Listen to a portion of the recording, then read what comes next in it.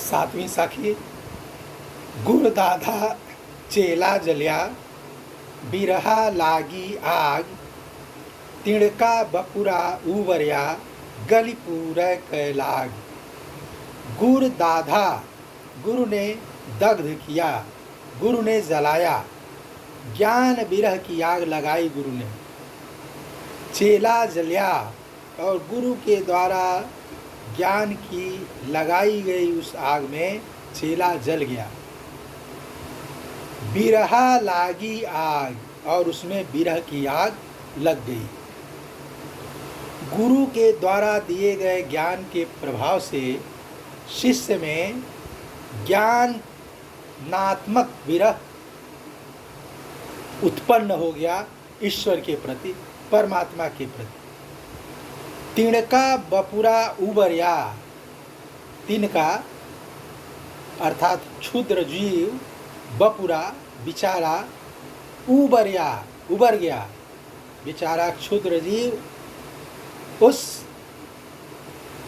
ज्ञान प्राप्ति के कारण उबर गया, क्योंकि गुरु के द्वारा लगाई गई ज्ञान की उस आग के असर से हुआ यह कि उस जीव का परमात्मा से मिलन हो गया। गलि पूरे कैलाग, पूरे के गले में लग करके, पूरे अर्थात पूर्ण परमात्मा के गले में लगकर उस क्षुद्र जीव का उद्धार हो गया। गुरु के द्वारा दिए गए ज्ञान के उपदेश से शिष्य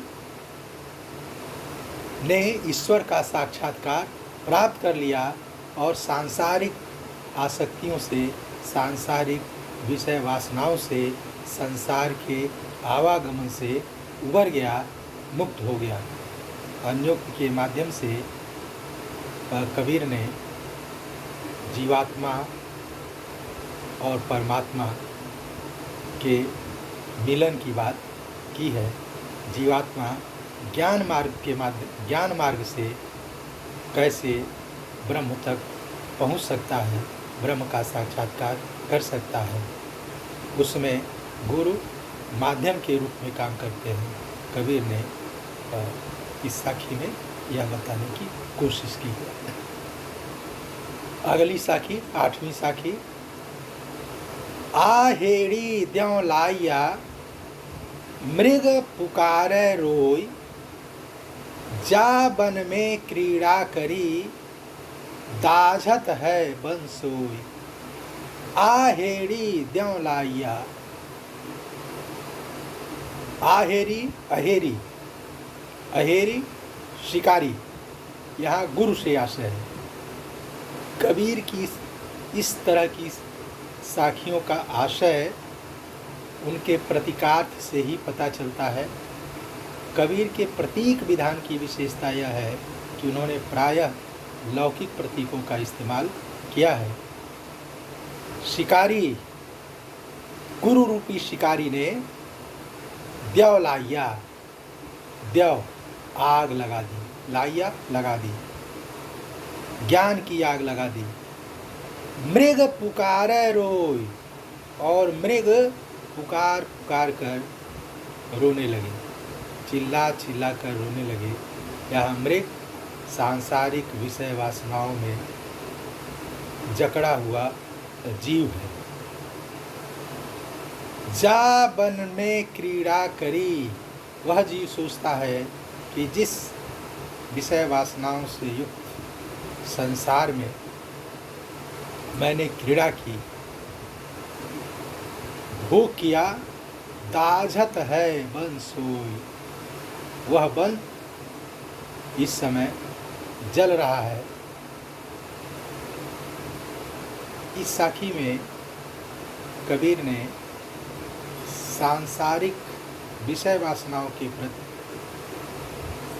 जीव में जो सहज आकर्षण हो सकता है उसको बताने की कोशिश की है, और उस आकर्षण से जीव गुरु के द्वारा दिए गए ज्ञान के उपदेश से ही, दिए गए ज्ञान से ही मुक्त हो सकता है। बच सकता है, यह बताने की कोशिश की है। इसमें भी अन्योक्ति अलंकार का ही इस्तेमाल हुआ है। और जैसा कि मैंने पहले भी बताया है कि कबीर के यहाँ अलंकार सायास नहीं लाए गए हैं, बल्कि उनकी उक्तियों में, उनकी बातों में स्वभावतः वो अलंकार आ गए हैं। नवी साखी देखते हैं।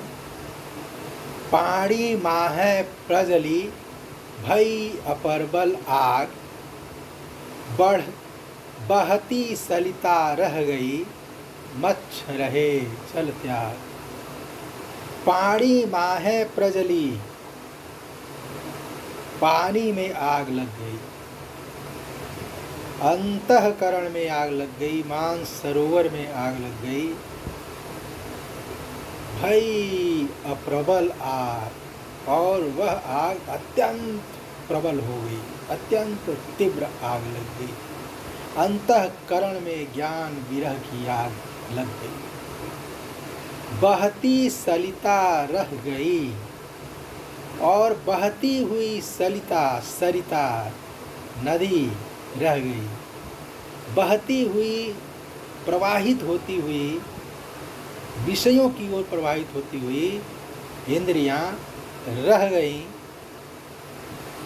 यहाँ रह गई का अर्थ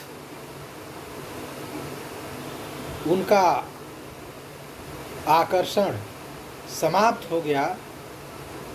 मच्छ रहे चल त्याग, क्योंकि शुद्ध जीवात्मा रूपी मछली ने उस जल का त्याग कर दिया। सांसारिक विषय वासनाओं से युक्त संसार से वह ऊपर उठ गया, तो सांसारिक आसक्तियों की ओर ले जाने वाली इंद्रियों रूपी नदी रह गई। उसका प्रभाव विनष्ट हो गया, समाप्त हो गया, और जो शुद्ध जीवात्मा थी वह अपने वास्तविक स्थिति को प्राप्त हो गई। उसने उन विषय वासनाओं से युक्त जल को, संसार को छोड़ दिया, उससे ऊपर उठ गई जीवात्मा। समंदर लागी आग, नदियां जल कोयला भई, देख कबीरा जाग, मंछी रूखा चढ़ गई। समंदर लागी आग, समुद्र में आग लगी, मानस सरोवर में आग लगी, अंतःकरण में ज्ञान की आग लग गई। नदियां जल कोयला भई, और नदियां कोयला हो गई। विरोधाभास का इस्तेमाल यहाँ भी कबीर ने किया है कि समंदर लागी आग, समुद्र में ही आग लग गई है। नदियां जल कोयला भई, अंतःकरण में ज्ञान विरह की आग लग गई है। नदियां जल कोयला भई, और विषय वासनाओं की ओर प्रवाहित होने वाली जीवात्मा को ले जाने वाली इंद्रियां जल करके कोयला हो गई। देख कबीरा जाग, कबीर कहते हैं जीव को उद्बुद्ध करते हैं, जगाते हैं कि उठो जागो, देखो मंछी रूखा चढ़ गई। मछली, शुद्ध जीवात्मा रूखा वृक्ष पर चढ़ गई, अर्थात परमात्मा से मिल गई। इस साखी का एक यौगिक अर्थ भी हो सकता है कि समंदर लागी आग, समुद्र में आग लग गई। मूलाधार चक्र में आग लग गई। नदियां जल कोयला भई, और पीड़ा पिंगला आदि नाड़ियां जल करके कोयला हो गई। देख कबीरा जाग, कबीर कहते हैं जीव से कि उठो देखो जागो, मंछी रूखा चढ़ गई।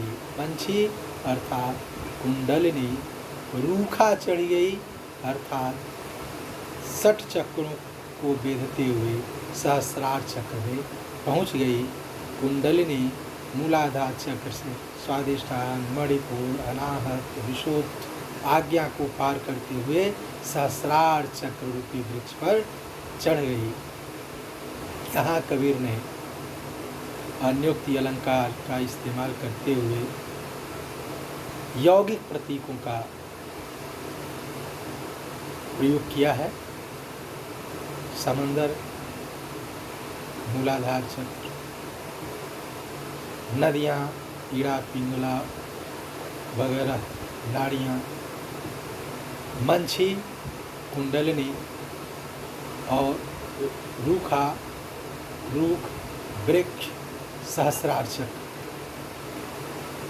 इन प्रतीकों का अर्थ जब ग्रहण करते हैं तो हमको कबीर की साधना पद्धति का पता चलता है, जिसमें ज्ञान, प्रेम और योग का सम्मिलन देखने को मिलता है। धन्यवाद।